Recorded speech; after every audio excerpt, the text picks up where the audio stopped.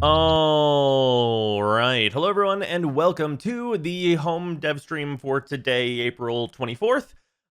This is going to be the breakdown for the stream, as they are not keeping them with the dev stream numbers that we have come to know while they are doing them from home. But we still have a ton of information, and I thought it would be pertinent to go over all the information we got in today's dev stream, as it was kind of maybe back to the norm in terms of the amount of information we are used to getting. So, let's get started. First and foremost, there are a large amount of Railjet changes, so much so that there is a dev workshop that we're going to be going over, just kind of bits and pieces of, not super in-depth in terms of what is going to be changed. So let's jump into that really quick, and just kind of go over these as they come and as they are important. So, first and foremost, we have doubling the Railjack's innate loot pickup. That's obviously going to be good. There's just literally no downside to that. Just making it easier to actually get the materials out in space is going to be a bonus. And then we have an interesting change that I'm not sure I'm going to feel about, which is changing the pacing and feel of the Railjack in general, where they're doubling the base speed of the Railjack, but lowering the boosting speed by 75%, which seems like a great deal considering that the boost speed was like the main speed that you would want to travel at. So lowering that by such a large amount seems like it might feel weird. But of course, doubling the Railjack's base speed is probably going to be a huge boost. And speaking of boost, they're also increasing the drain that boost gives you. So we're just going to have considerably less boost, and it's going to be slower, which seems like a weird combination of changes. But we will see how that is whenever we actually get into it. And also, they've made scale a factor in damage reduction and bonuses, which means Arcwings and their weapons will do more damage to ships and also take less damage from them. So this is basically, I think, the thing that I talked with Scott about, where the Arcwings have a modifier on how they interact with all the Railjack stuff. And this is probably going to make it better for the Arcwings to actually be able to deal damage. So it'll be interesting to see just how much more damage the Arcwings are going to get and how much less they're going to take as well. And then there's going to be inconsistencies. This doesn't really matter too much, just like probably lining up the turrets so that they're at the same kind of height. Doubling the Revelite crafting yield. This is going to be important for a change we're going to get into. And then there's going to be triple the amounts of titanium and asterite for actually crafting things, so that's good. Changing all the health, shields, and armor to the new Tenno versions. This just means that the Railjack itself and like everything assorted with that, all those things are going to be the new Tenno versions that are like very neutral. So we are going to not have to deal with like this specific enemy type is given this damage, so it has this huge bonus against us and stuff like that. And they don't have to like balance against that. Very important change, having the health and armor of all Grineer fighters. This is major. This is probably the most major change on here. And this is going to influence the way I talk about pretty much everything else on this list, because having the health and the armor makes them considerably more vulnerable. And you combine that with the scale changes for the Arcwings, and it means that the Arcwings might actually be effective fighters, which would be really nice. So hopefully we can see that happen. Randomizing the amount of fighters doesn't matter too much in terms of the missions in Railjack, but it is at least going to make it not feel exactly the same every single mission we go into, so that's good. And then fighters will blow up faster, so that's good. It'll mean that they drop their loot more quickly, which is the actual real benefit here.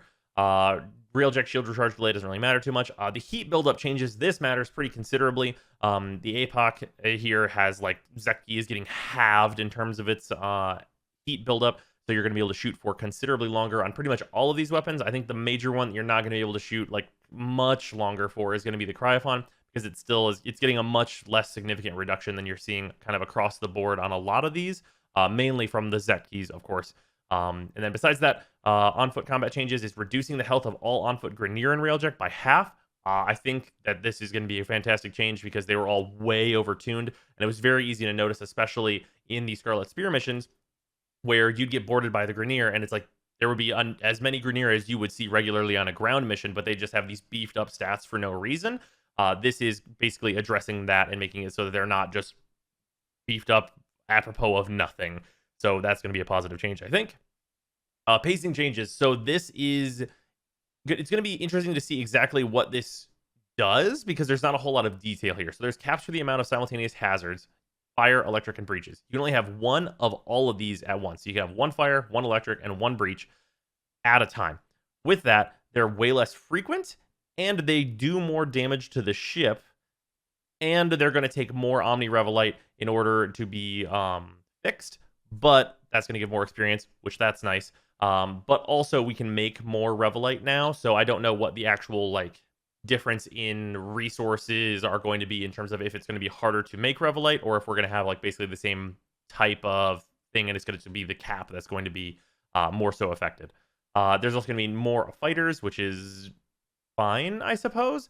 The main change here that's good in terms of fighters is that enemies have to spawn like actually within your area of effect more so than anything else. They can't just be like 1 trillion kilometers away, where you have to fly to them very slowly, so that's good. And then destroying all engines on a cruise ship disables its weapons, so this actually gives the Railjet itself something to do against cruise ships, which was kind of a problem because they would just be able to pelt you, and the Railjet doesn't really have much capability from the pilot seat of fighting a cruise ship. So you would just sit there and take it. This gives you something that you can actually actively do by shooting out their engines so that they're at least not shooting back at you while you wait for the other people on your ship to help you deal with the problem. Arcwing changes and stuff. Apparently Arcwing melee has been fixed. That remains to be seen. But these are like a number of changes to just essentially making it, hey, let's do... let's have it be good. Hopefully, maybe it's not super specific in like what's being changed here, but hopefully it works. And then Arcwing gun stats normalized. Space combat now uses the ground heavy weapon stats. So what's really important here, all of the heavy weapon stats, as far as I'm aware, are higher than the previous Arcwing in space stats. And this is going to make it so that we actually have more space weapons that are like, this is actually a crit weapon. This is actually a status weapon. And we're going to have more sets that you would actually think are good more so than anything else. And this is like a really minor footnote considering that that is going to be a pretty major change overall, and be really positive, I think.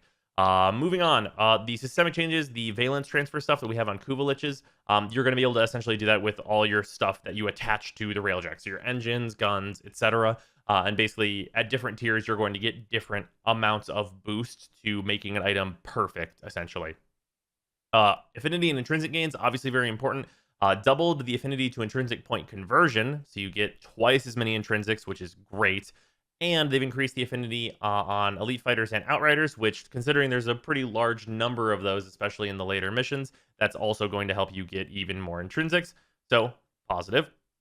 Avionics changes. So this comes with kind of a benefit and negative, I think, in that their goal is to simplify the avionics, as they, of course, state here. Each avionic type will now only exist with a single manufacturer rather than 3. So basically, this is cutting down the pool of avionics by essentially just cutting it down to 1/3 of what it currently is. This is going to make it way, way less confusing. And the remaining integrated avionics for each type are taking on the previously highest valued avionics. So we're not losing any amount of power on the Railjet, and what we're gaining instead is just way less confusion in terms of like just menu bloat, where you have, this is the best version of this avionic, and there are also these other versions taking up space and they have like a weird house name on them or whatever. It's just removing all that confusing stuff that doesn't really need to be there at all, because there's only going to be one that's the best of each given type anyway. So that's great. Anyone who used any of the Deadlock stuff to plus stuff up is going to get refunded, so that's of course perfect. And then all remaining integrated avionics will have their upgrades drained, which is fine. Battle avionic refresh. So these are going to be some changes to the battle avionics. Obviously, I think most people haven't used most of these, but I'll be able to comment on the ones that I have used or think are useful at all. Munitions Vortex. Vortex is now attached to the front of your Railjet. Its radius is higher, and its radius is, or its vortex radius is higher, and its increased radius. I'm not sure 100% what the difference is between these two stats. Munitions Vortex isn't one that I've used a ton, but it'll be interesting to test out now that it's going to be attached to the front. Countermeasures, these were never particularly useful. Having the initial energy cost go way down might mean it sees use at some point, but it's hard to say. Blackout Pulse, this is fine, but disabling ships is usually worse than just destroying the ships, which you would want to have your teammates do, but this is probably going to become obsolete just because we're going to be able to shoot out the engines on cruise ships, but I guess it'll remain to be seen. Particle Ram, this is a really major nerf to Particle Ram because it's going to require forward velocity to be active, which means if you stop, from what this says, I'm thinking it's going to turn off. And what Particle Ram was amazing for was just turning it on, leaving it on, and it just being a nice thing that would basically break containers so that you could pick up the different materials that you were going to need in front of you. That's what Particle Ram's main use was. So having it not be active all the time is going to be a huge minus in terms of its viability for that stuff, which is unfortunate to see. Besides that, the speed of the projectile when you launch it is increased, and the length of projectile is like longer so that it's going to stay hitting the same enemies for the same amount of time it did previously. So that's all fine. Hopefully, Particle Ram is now going to do enough damage to actually be like realistically usable in the Veil now. But it remains to be seen. It's going to be sad that it's not going to be used for like just picking up a ton of materials because it was actually useful for that. Shatterburst, I have not used at all, but these are all increases. Like they're all increases, so they must be positive. I'll definitely try it out. Void Hole. This was also known as the only good ability in Railjack, pretty much. Like this is like the only thing that mattered at all. They've decreased the duration from 25 seconds to 12 seconds, which seems mind blowing. That like it could probably have used a small reduction, maybe from 25 to 20, but going down to 12 seems way overzealous. I'll be sure to test this one. Its attraction strength is going up though, so that's kind of nice that it might group all the enemies much faster. But yeah, the duration decrease is still not fantastic to hear. And then Fiery Phoenix, I never used, but it's getting its energy drain cut in half, so sure. The Arcwing melee stat refresh. These I'm going to have to just test and see even if Arcwing melees are even useful, but this is getting a big refresh on just like stats in general, critical chance going from 15 to 20, like all kinds of different changes like that.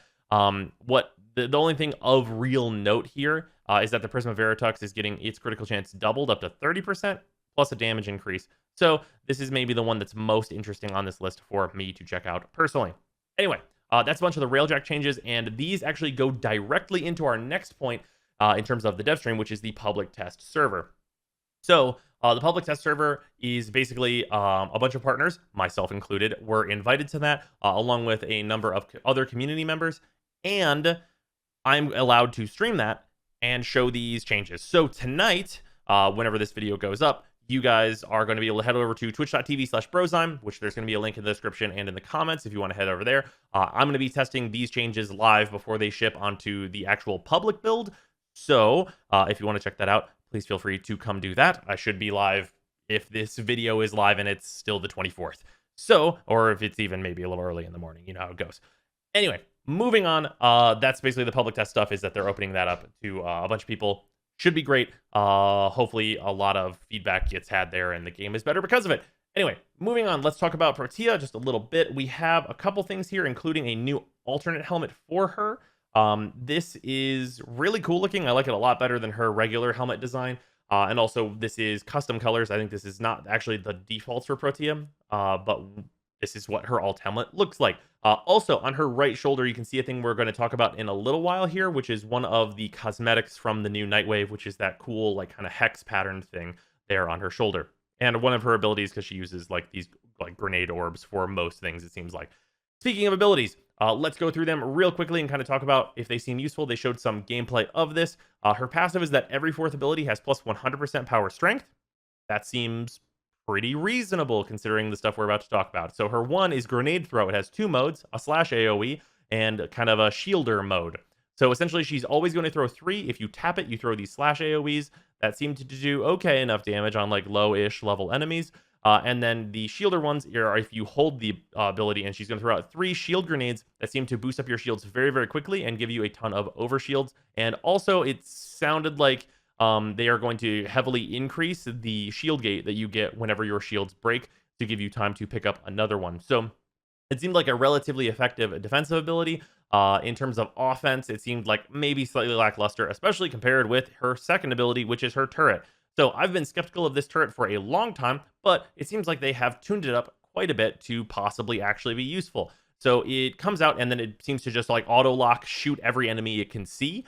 And more hits and slash more enemies means it's going to do more damage. So each additional hit it does more and more damage, which seems like a good mechanic for scaling it up. So you can't just shoot like a single target 1 million times with it and have it do max damage, but it'll be really good against groups, which is, you know, in general, you want a lot of enemies in Warframe, so it's good that it's good against what you want to be fighting in Warframe. This seemed like good. Like if it releases at like the damage that they showed, it'll at least be okay for mid-level farming. But it remains to be seen. And there was no talk of this like scaling off of secondary mods or anything like that. Her third ability is literally a dispenser. It dispenses health, energy, and ammo, and you get more chances for all three of those things the higher your power strength is. So she's erecting a dispenser as it was. So whether or not that's actually going to be useful, it's hard to say, especially whenever Warframes like Wisp exists. But it is an ability, and it will give her energy in theory. So sure. And then we have her like time reversibility. So there's just a bunch of things here to note. You get a full energy refund besides the energy you spent on your ult when you go back in time. So that's important because you're able to spam all of your other abilities as much as you want. Also, you can't die. If you die while you are in your time reverse like mode, while you're in like recording mode, as it were, you will simply rewind and you'll be fine. There is a manual rewind, so you can rewind at any time. You don't have to wait until its full duration. Also, any damage you deal while you're in this accumulates damage, and then at the end of the ability, you explode, dealing a bunch of damage. Whether or not that'll be useful remains to be seen. Hopefully it will. And then also, as a last note, Protea has custom dodges that looked pretty cool. They were very acrobatic, and I'm sure it'll be nice and something that people would want on other Warframes, but, whatever. Moving on. Let's talk about the Nightwave 3 Glassmaker. Like I said, one of the cosmetics are shown on this image of Protea here. Here's the thing. So, those of you that watched the kind of interview with Scott that I had, or not that I had, but that like was done on Shy's channel and I was there, that basically went into if Nightwave 3 is going to be kind of maybe too big for its britches. It seems like, to me, outside looking in, since they showed a bunch of stuff today on this stream, it really does seem like that's kind of where they went with this Nightwave, which is fine because it's going to be out at the start of next month. But in the future, hopefully it gets toned down maybe a little less so they can like push out more Nightwaves and have them be more consistent rather than more maybe big. So in this new Nightwave, there's a new mechanic, which is investigation scenes. So previously, we had the Nightwaves where you would click on the thing, or you click on the Nightwave and during a new week or whatever, and it would show you a diorama, and then you'd be like told a story by Nora, and it would like catch you up on like the lore of the world and like what's happening in the Nightwave. In this, there are full investigation scenes where the one they showed, it starts you off where the Glassmaker is like a murderer person, and you have to like look for clues inside this special thing and like put this stuff together and probably get some kind of special reward for figuring out all 5 of them or however many they do. So that, while that seems cool, it does seem like a cool idea that I don't mind. It seems like hopefully that's not the thing that they added to this that like really pushed them back on being able to release it, because everything else in here seems like some like just general like, yeah, this is a Nightwave with some cool cosmetics type stuff where we've got some new challenges. They showed off just a couple of those things, like doing a capture mission within 90 seconds for like elite challenges and things like that, which seemed like good additions to the just roster of challenges that they have. Also, they're going to be adding a bunch of augments into the rotation rewards that you're going to be getting with credits. One of the good examples of that was the augment for Atlas's 4, which allows him to equip his rumblers like armor. That is going to be brought into the main game from Conclave. Shocker, yeah, I know most people don't know there are actually Conclave mods that are exclusive to that, but that is a thing. Those are going to be brought into the main game so that they're content people actually play. That's going to be really nice. And just the cosmetic look for everything in general seemed good. There's like a full operator set. There's some cool armor. Obviously, there's more Umbra Forma for those that want that. Seems like it's going to be a good Nightwave with stuff that people want from Nightwave. Hopefully, just in the future, we can get them on a more regular basis, which I think is more so what everybody wants, in my opinion. Moving on, let's talk about the Deadlock Protocol. So the Deadlock Protocol is really... Oh, hold on one second. Yeah, okay, there we go. Protea's gone now. The Deadlock Protocol seems really, really cool. They showed off quite a bit here. There's going to be a quest for Protea.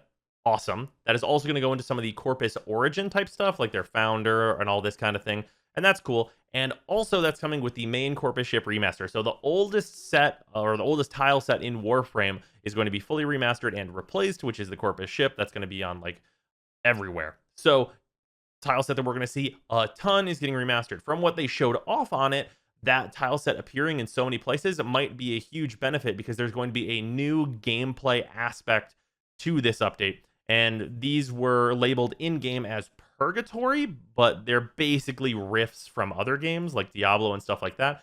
I have a small video here just showing it off.